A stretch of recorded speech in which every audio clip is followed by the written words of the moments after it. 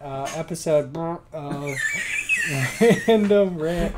Real talk. Rant number 1. If you put a defensive shift on a player and they bunt, you have no basis for anger at all.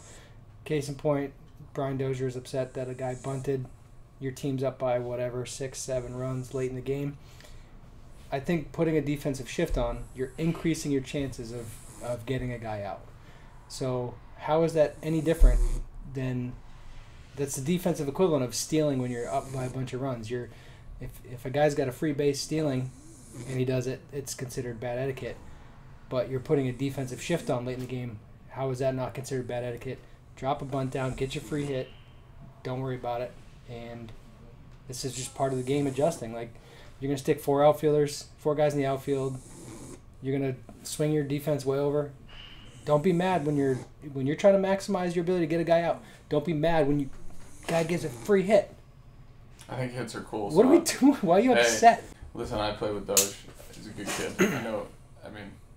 I understand where he's coming from, but at the same time, like, if you're going to shift a guy in the 9th inning, it's still, the game's not over. You're still trying to compete, so take your knock, man. Francisco, good job. Second one of the day. My rant. This is, like, all-time favorite.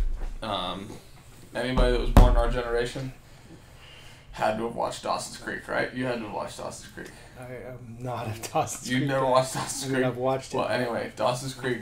I'm not a Dawson's Creek fan. Okay, so I cycled through shows that I've watched before. Entourage, Newsroom, Friends, my go-to Suits. And now I'm cycling through Dawson's Creek, right?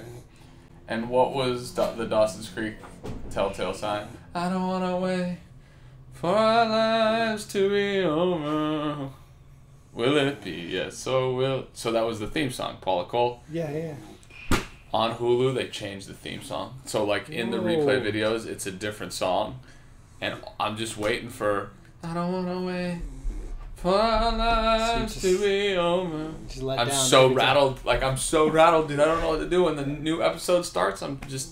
Imagine if Friends changed their theme song. Dude, no way. Can't do it. No. Can't do it. All right, my random is The One Thing. I'll try to do this. The One Thing. This is a book. Focus. Book by Gary Keller, Jay Papasan, like the chair. The One Thing. This is recommended to me by a parent of some kids that train here. Very good book for athletes that are trying to be focused, trying to make sacrifices, be disciplined. It's a very good read.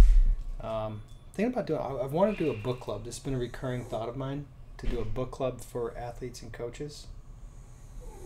I've wanted to giving away all the keys to the kingdom, man. Yeah, book club. Clutch doesn't want to look at the camera. Kind of want to do that, but The One Thing.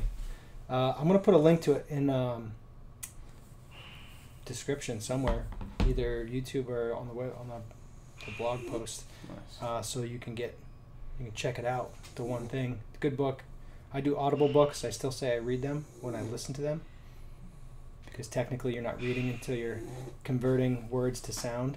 A little fun fact of the day for you. There's too many randoms. I've gone too far. Go ahead. My rando for the day. We live in a day and age of matchups, lefty-righty, all the time. It's all I hear about, lefty-righty. There are certain teams that literally will specifically go, every time the lefty comes in at that position, they'll take the left-handed batter out and bring their right-handed batter in. So I happened to be at home last night, and I was doing some work, and Indians game came on, and 2 guys I play with, Tyler Naquin and Brandon Geyer, shout out to both of them. So Nate hits a homer, first one of the year, against a righty early in the game. As soon as they bring a lefty in, Cleveland's up 5-0. Pinch hit BG to face the lefty.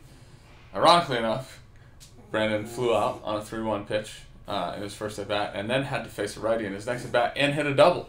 So he hit a double against the righty. So nice. Shout out to BG for winning the righty hitting a double against the righty. Yeah, I sent him a text. I was like, "See, you can hit righties, man." He's like, "That's what I'm saying." Nice. Good for him. Good. My real talk is talking about the difference between batting practice and hitting practice. BP, as a coach, when I'm throwing batting practice, I am just grooving fastballs. I'm trying to throw line drives. I'm trying to throw hits. Barrels. 1 speed big spot right in the middle of the plate, and if you can't hit that, we're in trouble. There's a lot of younger kids that come in and train, and you don't have to try to get them out for them to make outs. And as a hitter, you have to dominate batting practice. You just have to dominate it. It's non-negotiable. You have to just rake during BP. If you know what speed, if you know location, you should be hitting it hard, period. That's going to, as you get older, your skill will increase. So the likelihood of you doing that, it goes up. But that's got to be the goal. That's got to be your normal. I was doing a drill. This is a really good drill you can do. I was doing fastball, breaking ball sequences, but only allowing the hitters to swing at either fastball or breaking ball. So I'm throwing the rule, set a rule, you can only swing at fastballs. So I go breaking ball, breaking ball, breaking ball, fastball.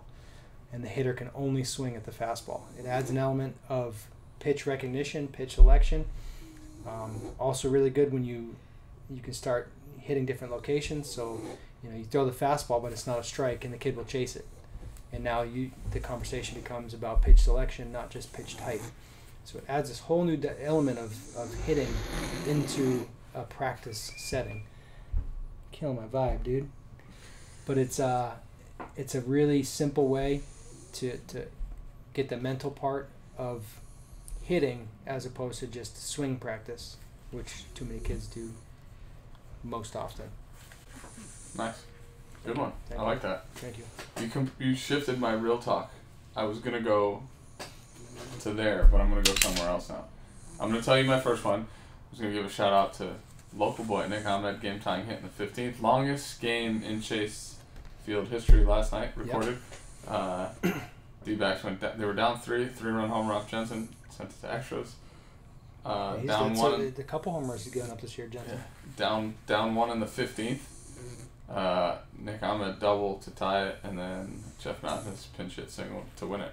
But my real talk is going to be, and this is courtesy of watching Bo Bichette do some work yesterday up here. And it got me to thinking about things that I've done off the tee in my life, in my career. Most people set the ball up in to hit it to the pull side, middle to hit it middle, oppo outside, right? Let's completely reshift that and start working different locations on the plate and try to figure out how to manipulate the baseball the way we want to. So let's work the inside corner to right center, get through a ball. Mm-hmm. Let's work the outside corner and see if you can pull it, and not pull it like, oh, I'm going to roll it over or hit a weak ground ball, or fillet a ball on the ball inside. Let's work through those baseballs, figure out how to work that ball in the middle, see where you can work it to each side of the field. Yeah. All of this is about identifying where the ball can go, right, and what you're allowed to do. Because for the longest time, and I wrote an article about this on Hitting Daily, for the longest time people told me inside pitches had to get pulled, outside pitches had to get hit the other way, when the reality of it is most of the homers I've hit in my career to right center field have been balls in or third, like middle to middle in, and most of the homers I've pulled have been middle to middle away, and I mean, you can go I always felt when I got hit and runs, I always felt like having a pitch in was easier to handle than a pitch away. For sure. And it's more controlling the barrel, and it's closer to you instead of the likelihood of coming around it. Yeah. Get always used to say to us, like, just challenge yourself when you're hitting off the tee, because nobody's ever gone 0 for 4 in the cage before in the history of the game. Like, nobody's ever had a batting average in the cage for that matter, but like even if your batting average is 0 in the cage, it doesn't count. It's not on the back of your bubblegum card. So try to work on stuff in the cage. Try to back the ball up as far as you can, see how well you can get behind it. See if you can maybe even hit it like outside your back foot, and see if you can get behind a baseball and hit a line drive. See what it's like to get through baseballs at different points in the hitting zone. Peace. See ya.